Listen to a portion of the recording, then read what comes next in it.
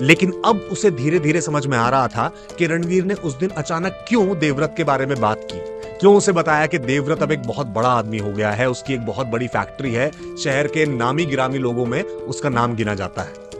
आशिमा, जो कि देवव्रत को काफी हद तक भुला चुकी थी और अपने इस घर परिवार के जंजाल में फंस चुकी थी, फिर एक बार देवव्रत के बारे में बातें सुनकर, उसके रुतबे के बारे में सुनकर वो परेशान हो गई, और वो भी खास तौर पर अपने पति से उसके बारे में सुनकर। और आज जब रणवीर ने उससे कहा कि अब वो एक बार देवव्रत से मिलने जाए, उसकी पुरानी प्रेमिका के तौर पर, ताकि उसके दिल में उसे देखकर फिर एक बार वो प्यार उमड़ आए और उसी प्यार का फायदा उठाकर वो अपने पति रणवीर की नौकरी वहां लगवा दे, ये बात सुनकर और सोचकर आशिमा पूरी तरह से चौंक गई। साफ सी बात है कि वो देवव्रत के पास किसी भी हाल में नहीं जाना चाहती थी, इसीलिए उसने रणवीर से पूछा कि तुम्हें वाकई में लगता है कि तुम देवव्रत के अंडर काम कर पाओगे, उसके नौकर बनकर उसकी नौकरी कर पाओगे?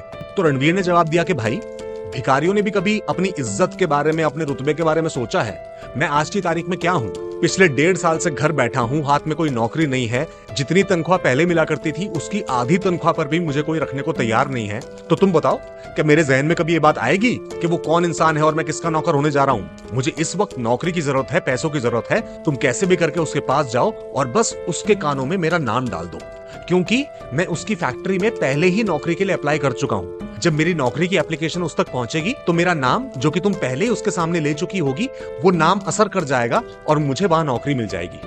आशिमा को यकीन नहीं हो रहा था कि वाकई में रणवीर के दिमाग में इतनी की स्कीम बन चुकी है ये नौकरी पाने के लिए, कि वो अपनी ही पत्नी को उसके पुराने प्रेमी के पास भेजने के लिए तैयार है। तो आशिमा ने फिर से एक बहाना करते हुए उससे पूछा, अच्छा तुम्हें वाकई में लगता है कि देवव्रत, जो अब इतना बड़ा आदमी हो चुका है, इतना रईस हो चुका है, वो मुझ जैसी एक मामूली सी इंसान को याद रखेगा? तो रणवीर ने तपाक से उससे कहा कि मेरी जान, तुम जरा खुद को देखो आईने में। तुम जैसी खूबसूरती को एक बार जीवन में देख लेने के बाद कोई नहीं भूल सकता, तो वो तो तुम्हारा प्रेमी रहा है, तुमने एक दूसरे को चाहा है। तुम्हें वाकई में लगता है कि देवव्रत तुम्हें आज तक भुला पाया होगा? यूं तो आशिमा को अपनी तारीफ सुनकर कहीं थोड़ी बहुत खुशी हुई, लेकिन वो समझ नहीं पा रही थी कि वाकई में रणवीर उसे एक हथियार के तौर पर कैसे इस्तेमाल करने जा रहा है। लेकिन उसने फिर साफ इनकार करते हुए कहा कि देखो रणवीर, तुम्हें नौकरी मिले, तुम्हें नौकरी ना मिले, ये घर कैसे भी चलता रहे, लेकिन मैं ये काम नहीं करूंगी।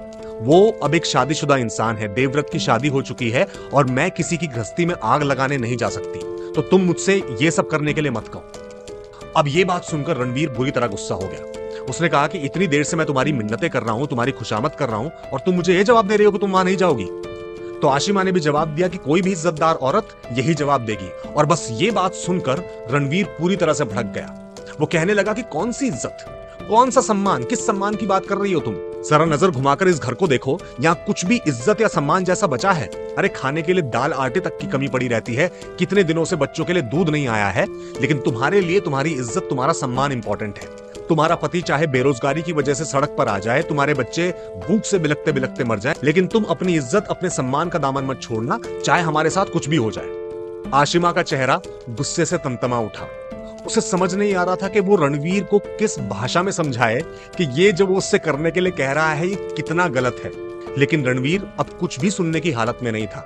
आशिमा जानती थी कि उसने कोई भी और बात कही या कोई भी और तर्क वितर्क किया तो यहां बात और बिगड़ जाएगी। तो उसने गुस्से में आकर रणवीर से कहा कि ठीक है, मैं देवव्रत के पास चली जाऊंगी।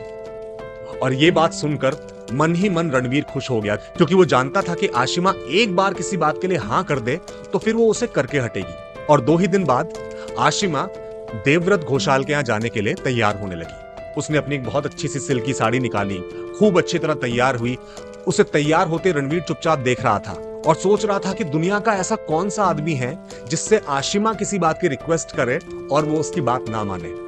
लेकिन आशिमा तैयार होते वक्त, घर से निकलते वक्त वो उतने ही गुस्से में थी। उसे मालूम था कि जो वो करने जा रही है वो बिल्कुल भी ठीक नहीं है, लेकिन अपने घर को बचाने के लिए, अपनी गृहस्थी को बचाने के लिए, अपने पतिव्रत धर्म को निभाने के लिए वो उस दिन देवव्रत घोषाल से मिलने चली गई। कुछ घंटों बाद आशिमा जब देवव्रत से मिलकर वापस लौटी तो वो बिल्कुल चुपचाप थी।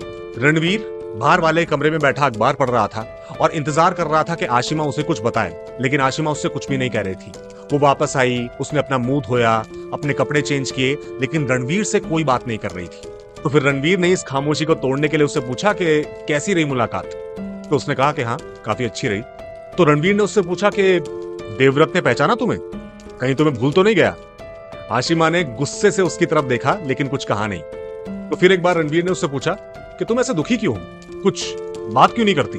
तो आशिमा ने जवाब दिया कि सिर्फ 275 रुपए की नौकरी मिलने पर और क्या मैं नाचूं? 275 रुपए की नौकरी, रणवीर की पिछली नौकरी के मुकाबले भी तनख्वाह कई गुना ज्यादा थी। उसने चौंक कर आशिमा से पूछा, क्या तुम वाकई में सच कह रही हो? 275 रुपए महीना की नौकरी मिल गई है?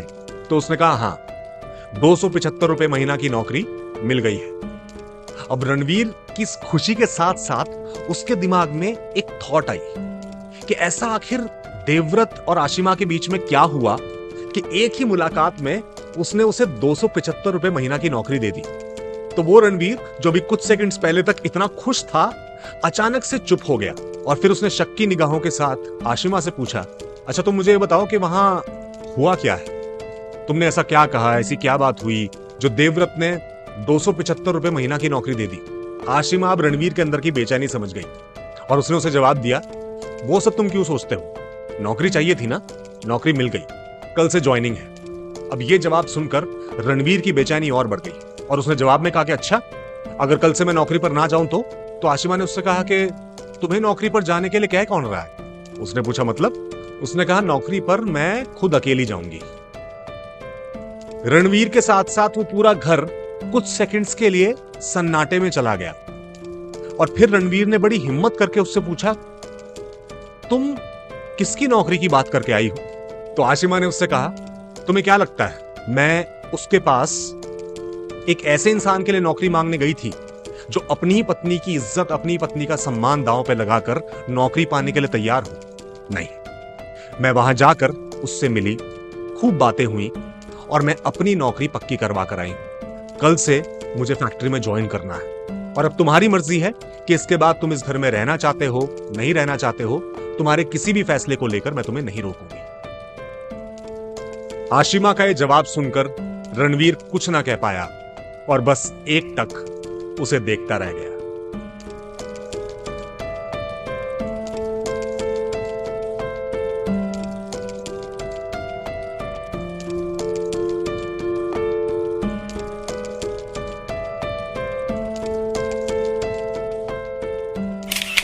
आशा करते हैं कि आज का स्टोरी सेगमेंट आपको अच्छा लगा।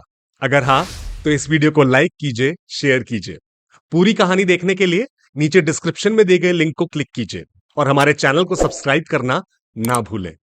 जल्द मिलेंगे एक नई कहानी के साथ। तक के लिए नमस्कार।